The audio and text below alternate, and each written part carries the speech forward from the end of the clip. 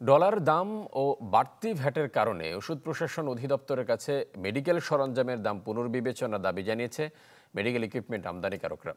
একই সাথে ডলারের দামের সাথে সরঞ্জামের সাথে দাম সামঞ্জস্য আনা ও ভ্যাট মওকুফেরও দাবি জানিয়েছেন তারা। জিনা কবির সূচনার রিপোর্টে বিস্তারিত।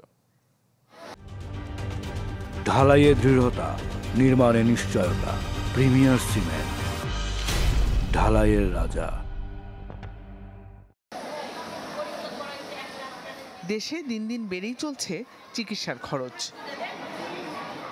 স্বাস্থ্য খাতে আনুপাতিক হারে বরাদ্দ হ্রাস, কয়েক ধাপে ওষুধের দাম বৃদ্ধি ও পরীক্ষা নিরীক্ষার খরচ বাড়াই এর প্রধান কারণ।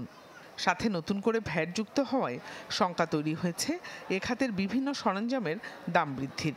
এমনই প্রেক্ষাপটে সোমবার ওষুধ প্রশাসন অধিদপ্তরের সাথে বৈঠকে বসে মেডিকেল ডিভাইস ইম্পোর্টার্স অ্যাসোসিয়েশন ও অপথ্যালমিক সোসাইটির প্রতিনিধিরা।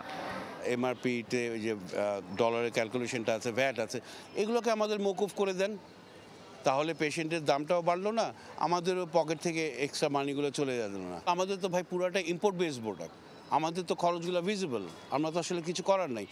হয় আমরা নিবেন না আমাদের থেকে এগুলো কিছু, অথবা যদি নিতে হয় তাহলে আমাদের মার্কার ফর্মুলাতে এগুলো অ্যাড করতে হবে, আদারওয়াইজ আমাদের জন্য সার্ভাইভ করা ভেরি ভেরি ডিফিকাল্ট হয়ে যাচ্ছে ডে বাই ডে।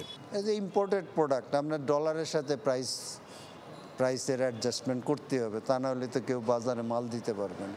আনঅফিসিয়াল প্রসেসে মাল আসবে ডিউটি ট্যাক্স ছাড়া, এবং রোগী যেই কন্ডিশনে আপনার এগুলা প্রিজার্ভ করতে হয় সেগুলো তো করবে না, বস্তায় করে মাল নিয়ে আসবে, কিছু করার নাই।